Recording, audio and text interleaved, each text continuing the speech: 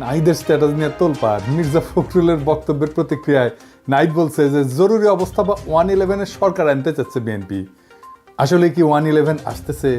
আওয়ামী শিবিরে উল্লাস, গর্ত থেকে বাইর হয়ে মিলিটারি কুয়ের স্বপ্ন দেখতেছে।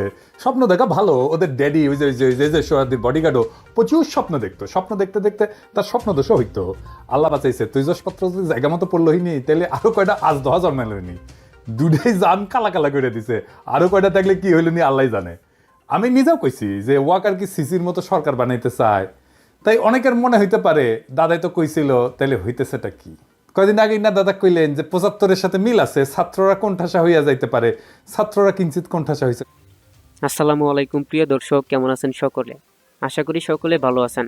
বাংলাদেশের যে রাজনৈতিক প্রেক্ষাপট, যেই পরিস্থিতি চলতেছে তারই আলোকে কিছু গুরুত্বপূর্ণ ভিডিও নিয়ে হাজির হয়েছি, যার মধ্য থেকে পিনাকি ভুট্টা স্যার রিসেন্টলি সেনাপ্রধান ওয়াকারুজ্জামানকে নিয়ে বেশ কিছু কথা বলেছে। আশা করি আপনারা ভিডিওর শুরুতে কিছু বিশেষ অংশ দেখে সেই দিকটাতে কিছু বুঝতে পেরেছেন যে আজকের ভিডিওটা কতটা গুরুত্বপূর্ণ এবং এই বিষয়টাকে কিভাবে ইঙ্গিত করেছে। তাই বলি, যারা ভিডিওটি চালু দিয়েছেন না টেনে ভিডিওটি শেষ পর্যন্ত দেখার অনুরোধ রইল।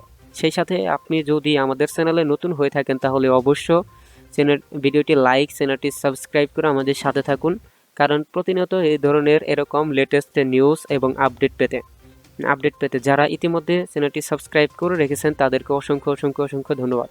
আমরা কথা না বাড়িয়ে চলে যাই নিউজ স্ক্রিনে। আমরা সেই কাঙ্ক্ষিত ভিডিওটি দেখে নেই যে পিনাকি ভুট্টা স্যার সেনাপ্রধান ওয়াকারুজ্জামানকে নিয়ে কি বলেছে, আরও অনেকের নিয়ে কথা বলেছে। সম্পূর্ণ ডিটেলস আমরা আজকে দেখে নিব। কথা না বাড়িয়ে চলে গেলাম নিউজ স্ক্রিনে। সত্য, কিন্তু আমি এটাও মনে করি ছাত্ররা রাইট স্ট্র্যাটেজি নিলে এই অবস্থা থেকে উত্তরণ সম্ভব। প্রথমে আমরা কুয়ের বা জরুরি অবস্থার সম্ভাবনার কথা নিয়ে ভাবি। তার আগে একটা জিনিস বলেনি, সেটা হইতেছে যে রাজনীতিতে প্রিএমটিভ মেজার বলে কিছু কথা আছে, মানে আগে থাকতেই একটা ব্যবস্থা নেওয়া। তো ওয়াকারকে যখন বলছি যে সিসির মতো সরকার বানাইতে চাই কিনা, ওইটা ওয়াকারকে আমি সতর্ক করছি যে এই কামটা কইরেন না, সেই কথাটাই বলছি। তার মানে এইটা না যে ওয়াকার এটা করিচ্ছে। যদি সিসির মতো সরকার বানানোর বদ মতলব থাকে তাহলে সাবধান হইয়া যান, এটা হইতেছে ওই ভিডিওর বার্তা। আমি আগেও বলছি, আবারও বলতেছি যে 75-এর সাথে এখনকার কয়েকটা মিলের জায়গা আছে, তবে আর্মিতে একটা বড় তফাৎ আছে, বিশাল বড় তফাৎ 75-এর সাথে। 75-এ আর্মির একটা ছোট অংশ বিপ্লব করছিল, আর বিপ্লবের পরে শেখ মুজিব জয় বাংলা হয়ে যাওয়ার পরে জনগণ মাঠে নেমে আসা ওই বিপ্লবী শক্তিকে অভিষিক্ত করছিল। আর 24-এ আর্মি মাঠে বিপ্লব দমন করার জন্য মাঠে ছিল। তারা প্রথম দিকে জনতার দিকে গুলিও করছে। আর্মির ড্রোন আকাশে উড়াইয়া সেটা দিয়ে গোয়েন্দা তথ্য দিছে যে কোটি কোটি বিক্ষোভকারীরা কুটি থেকে প্রতিরোধ করিচ্ছে।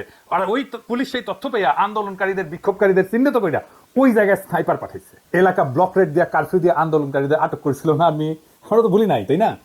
এই ভূমিকা রাখার পরেও আর্মির সৈনিক আর জুনিয়র অফিসাররা একটা সময় গুলি চালাইতে অস্বীকার করছে। সেটা হইতেছে 5ই আগস্ট সকালে। এই যে হাসিনার আজ্ঞাসনা থেকে শুরু কইরা গুলি চালাইতে অস্বীকার করা, এটাকেই বলে বিপ্লবী রূপান্তর।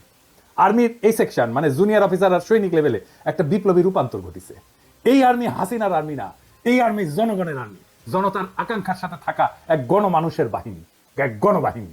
এটা আমি আর্মিকে তেল দেওয়ার জন্য বলতেছি না। আপনারা যারা 5ই আগস্টের রাস্তায় ছিলেন তারা জানেন যে এই আর্মি জনতার পক্ষ হইয়া হাসিনার পুলিশের বিরুদ্ধে, ছাত্রলীগ যুবলীগের গুন্ডাদের বিরুদ্ধে গুলি ছুটতেছে। আর্মি হাসিনার শাসনের খুঁটির বিরুদ্ধে দাঁড়াইছে। আর্মি হাসিনার শাসন, হাসিনার ছায়া থেকে বাইর হয়ে আসছে।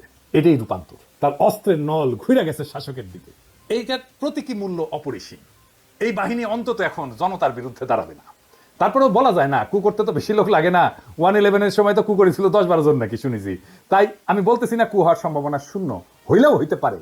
তবে আমি চাই এটা কু হোক, তাহলে টেরাম টেরাম যুদ্ধ হবে। হ্যাঁ, কু হইলে ভালো হবে। কেন ভালো হবে আজের দেখি। এখন কোনো কুইলে সেটা ভারতীয় মদতে হয়েছে বলে জনমানুষের ধারণা জন্মাবে। আর তা হইলে খালেদ মোশাররফের পরিণতি বহন করতে হবে কুয়ের নেতাদের। আর্মির ইন্ডিয়া প্রভাবিত সেনা অফিসাররা একেবারে জয় বাংলা হয়ে যাবে। শুধু তাই না, বাংলাদেশে ইন্ডিয়ান সব স্ট্যাবলিশমেন্ট জয় বাংলা হয়ে যাবে। জুলাই বিপ্লবে যা যা দুর্বলতা ছিল, যা যা অসমাপ্ত কাজ ছিল, সেইগুলো সমাপ্ত হবে। যেমন সুপুনাই হয়ে যাবে। ধানমন্ডি 32 নম্বর বুলডোজার দিয়ে মাটিতে মিশা দেওয়া হবে। ইন্ডিয়ান এম্বাসি ক্লোজ করে দেওয়া হবে। সায়নট ওডিসি বন্ধ করে দেওয়া হবে। ফ্যাসিবাদের যে দালালগুলো এখন মাথা তুলতেছে সেইগুলো বরাবর করে দেওয়া হবে। আর ভারতের আলো আর দিল্লি স্টার, ওই নিয়ে কিছু বলছি আমি, বলি নাই? খালেদ মোশাররফের খুব 3 দিন টিকেছিল। এই খুব 3 ঘন্টা টিকবে কিনা সন্দেহ আছে। তখন সেনাবাহিনীর মধ্যে লিফলেট ছড়ানো হয়েছিল। ওই যে 75-এ নভেম্বর বিপ্লবের সময়। এখন পিনাকি আর ইলিয়াস ভিডিও বানাবি আর সেনাবাহিনীর জুনিয়র অফিসার আর সৈনিকদের আহ্বান জানাবে। দুই না পাল্টাইছে। বাংলাদেশের মানুষ রক্ত দিয়া বিজয় ছিনায় আনছে, সেই মানুষ ঘরে ফিরে গেছে সত্য, কিন্তু জুলাই বিপ্লবের ক্ষত সারে নাই, বুকের আগুন নেভে নাই। এই অগ্নিগর্ভ অবস্থায় জরুরি অবস্থা বা কু হান্দায় দেবে তেল ছাড়া, যেন এরপর কখনোই আর কু অভ্যাসের কথা কারো মাথাতে না আসে। আমাদের কাজ ফ্যাসিবাদের দোসরদের দাবরানির উপরে রাখা। আপনাদের চোখে পড়তেছে না হয়তো, কারণ এই কথাগুলো প্রকাশ্যে বলার বিষয় না, কিন্তু অনেক কাজ পিছনে হইতেছে। এইগুলা বেকুব কর্মীগুলো জানে না। সারা দুনিয়ায় হাসিনার পরিবার আর তার পলায় যাওয়া আওয়ামী লীগারদের উপরে কি নাইমে আসতেছে, এটা আওয়ামী লীগ আর আওয়ামী লীগের নেতা কর্মীরা হাসিনা কল্পনাও করতে পারতেছে না। আওয়ামী লীগের কর্মীরা যারা ফাল পাইতেছে, আপনাদের বলি ভালো হইয়া যান, অযথাই নিজের বিপদ ডেকে আনিচ্ছেন। আমরা দয়া কইরা, একদম দয়া কইরা, মায়া কইরা প্রাপ্যটা দেইনি, ফাল পাইরেন না। আমি প্রত্যেকটা অঞ্চলে আওয়ামী লীগের কর্মীদের গণ ক্ষমা চাওয়ার আহ্বান জানাইতেছি। পাড়ায় পাড়ায় এদের ধৈর্য তওবা করাইবেন, মসজিদে মন্দিরে সমাজের সামনে হাত জোর কইরা মাপ চাইবে, কইবে আমার ভুল হইছে, মাপ কইরা দেন, আর কখনো করব না। তাইলে এদের তরপানি কমবে। এদের কোথায় পাবেন? আমরা একটা ওয়েবসাইটের কাজ করেছি, চলিচ্ছে, ওইটা হাসিনার ফ্যাসিবাদের সকল সহযোগীর আমল নামা থাকবে। আওয়ামী লীগ, ছাত্রলীগ, যুবলীগের সব কমিটির নাম থাকবে, ছবি সহ, রেফারেন্স সহ, নাম ধরে ধরে সার্চ করা যাবে, বাংলা এবং ইংরেজিতে, বিভিন্ন ক্যাটাগরিতে থাকবে। এমপি, দামি নির্বাচনের এমপি, সকল কমিটির সদস্য, সকল ব্যবসায়ী, সাংবাদিক, শিক্ষক, ডাক্তার, কৃষিবিদ, আমলা, পুলিশ, যারা যারা এই ফ্যাসিবাদের দোষর ছিল, সবার নাম থাকবে। এবং এখনো ফ্যাসিবাদের দালালি করে যাইতেছে দেশে এবং বিদেশে, সবার। কাজটা বড়, টাইম লাগবে, ফান্ড লাগবে। রাজনৈতিক দলগুলোর বা সরকারের তো করার কথা ছিল, তারা তো অন্য কাজে ব্যস্ত। কাজ শুরু হয়ে গেছে, এর মধ্যে আমরা যুক্ত করব কারা কারা আওয়ামী লীগারদেরকে আশ্রয় দিছে, পুনর্বাসিত করছে, তাদেরও নাম থাকবে। যুগ যুগ ধরে মানুষের ঘৃণার উৎস হয়ে থাকবে এই ওয়েবসাইটটা। এইবার পার্বত্য চট্টগ্রাম বিষয়ে আরো একটা জিনিস বাদ পড়েছিল, সেটা আলাপ করি, আসেন। গুরুত্বপূর্ণ বিষয় করে পার্বত্য চট্টগ্রামে শুধু ভালো প্রশাসনিক অফিসার পাঠাতে হবে তা কিন্তু না, আমি শুধু তাই বলিনি। তার সাথে ভালো শিক্ষক পাঠাতে হবে, ভালো ডাক্তার পাঠাতে হবে, ভালো সামাজিক কর্মী পাঠাতে হবে। ওইখানে পার্বত্য অঞ্চলে বিকেএসপির মতো কয়েকটা প্রতিষ্ঠান তৈরি করতে হবে। পাহাড়ি ছেলেমেয়েদের শরীরে শক্তি আর এনার্জি বেশি থাকে, পাহাড়ি পথে চলাচল করে, কঠিন পরিশ্রমের জীবন, এই জন্য শরীরে এনার্জি বেশি, মেদ কম। এছাড়া এরা সব অর্গানিক খাবার খায়, কিন্তু ভালো খাবার খায়, বিশুদ্ধ খাবার খায়, শরীরে আরো আলাদা এনার্জি থাকার পিছনে এটাও একটা কারণ। তাই দেখবেন অনেক খেলোয়াড় বের হয় এদের মধ্যে থেকে। আপনি বিকেএসপি করেন কয়েকটা, আমি বাজি ধরতে রাজি আছি, ওদের অনেকেই অলিম্পিকে মেডেল জিতবে 10 বছরের মধ্যে। পাহাড়ি তরুণ যুবকেরা খেলায় যুক্ত হবে ব্যাপকভাবে, উৎসাহ নিয়ে। তারা যদি অলিম্পিকে মেডেল জেতে, যাই জিতুক, সোনা রূপা ব্রোঞ্জ যেটাই জিতুক, সেটাই তো প্রথম হবে বাংলাদেশে, তাই না? ওই পাহাড়ের ছেলে মেয়েকে সমতলের মানুষ মাথায় তুলে নাচবে। আপনার কোনো পরিশ্রম নাই, বুঝানোর দরকার নাই, সেমিনার সিম্পোজিয়াম করে মাথায় টাক ফেলায় দেওয়ার দরকার নাই। খেলাই হয়ে উঠতে পারে পাহাড়ি আর সমতলের ঐক্যের প্রতীক। বিশাল কাজ হয়ে যাবে। আরে ভাই, রাজনীতি তো আছে, কিন্তু আপনার আগ্রহ, উৎসাহ, মোটিভেশনের একটা জায়গা লাগবে তো, যেটা নিয়ে আপনি আনন্দিত হবে, যেটা নিয়ে আপনি আপনার জীবনের সমস্ত দুঃখ কষ্ট ভুলে যাবেন। আপনার দুঃখ কষ্ট ভুলে ফেলার প্রতীক হয়ে উঠবে ওই পাহাড়ের ছেলেটা যে অলিম্পিকে একটা মেডেল নিয়ে আসছে। খেলাধুলার মাধ্যমে ওদেরকে যদি সংযুক্ত করা যায়, সারা দেশব্যাপী একটা যোগসূত্র তৈরি হবে পাহাড়ি এবং সমতলীদের মধ্যে। আমার পাঠক দর্শকদের বলি, আমার ক্ষুদ্র ভাতারা স্লোগান দেয়, 7 সিস্টার থাকবে না রে। ভাষানির রেফারেন্সে বলে আসাম আমার, 7 সিস্টার তো আমার। এই 7 সিস্টার কেন ভারত রাখতে পারতেছে না? পারতেছে না কারণ এই জাতিগোষ্ঠীর সাথে ন্যায্য আচরণ করতেছে না। এই অঞ্চলে 7 সিস্টার্স, রাখাইন আর আমাদের পার্বত্য চট্টগ্রাম মিলা যে জনজাতি উত্থিত হবে, বাংলাদেশকে যদি তার নেতা হয়ে উঠতে হয়, তাহলে আমাদের পার্বত্য চট্টগ্রামের পরীক্ষায় উত্তীর্ণ হতে হবে। এইটা আমাদের টেস্ট কেস। কয়েক লাখ পাহাড়ি নাগরিকদের যদি আমরা আস্থায় নিতে না পারি, আমরা এই অঞ্চলের নেতা হবো কিভাবে কোটি কোটি মানুষের? পারবো না তো। তাই আমাদের মাইন্ডসেট এমন ভাবে তৈরি করতে হবে যে আমরা বাংলাদেশ পথ দেখাবো। ভারত যে সমস্যার সমাধান করতে পারে নাই, যে কারণে 7 সিস্টার আজকে অগ্নিগর্ভ, সেই সমস্যার সমাধান আমরা দিতে পারবো।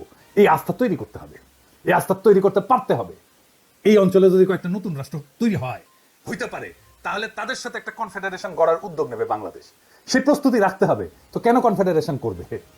এখন যদি তারা দেখে আমাদের পার্বত্য চট্টগ্রামের কয়েক লাখ নাগরিক খুশি না বাংলাদেশের রাজনৈতিক নেতৃত্বের প্রতি, তাহলে তারা কি আমাদের সাথে কনফেডারেশনে আসবে? আসবে না। আবার আসেন ওই ধানমন্ডি 32 নম্বরের আলাপটা সেরে নেই। আমি কইছি যে কু হইলে ধানমন্ডি 32 নম্বর বুলডোজার দিয়ে মাটিতে মিশিয়ে দেওয়া হবে। অনেকের মনে হইতে পারে যে কু না হইলে কি থাকবে? ধানমন্ডি 32 নম্বরের সামনে ব্যারিকেড দিছে। আবার কেন দিছে কে জানে? আমি কইছি ব্যারিকেড দিলে দেখুনি ওই ধানমন্ডি 32 নম্বরের ওখানে ওই ব্যারিকেডের উপরে যায় স্যাঁচার করে মুতে দিবেন। ব্যারিকেড তুলে নিতে ব্যর্থ হবে। যখনই ব্যারিকেড দেবেন ওর উপরে মুতে দিবেন। শোনা যাচ্ছে মোস্তফা সরোয়ার ফারুকি নাকি রেনোভেশন করবে। ওর তো কুরকুরানি ছিল, ওই যে ছিল না এটা রেনোভেশন করা উচিত। তো ফারুকি রেনোভেশন হবে কাদের টাকায়? পাবলিকের ভ্যাট ট্যাক্সের টাকায়। তো নাকি বাংলাদেশে ৭২ থেকে ২০২৪ পর্যন্ত যত গণহত্যা হয়েছে, ইন্ডিয়ার দাসত্ব হয়েছে, গুম খুন ব্যাংক ডাকাতি হয়েছে, বাক স্বাধীনতা হরণ হয়েছে, স্বৈরতন্ত্র এবং ফ্যাসিবাদ, এই সব কিছুরই কোমল মসৃণ আইকন হইল ওই ৩২ নাম্বার।